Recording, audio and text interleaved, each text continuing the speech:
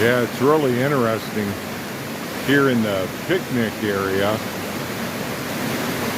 You look at the water that comes through, just a little creek. Usually people are out here during the day picnicking and walking across it. It's, you know, a couple inches deep here and there, but really nothing. It poured last night.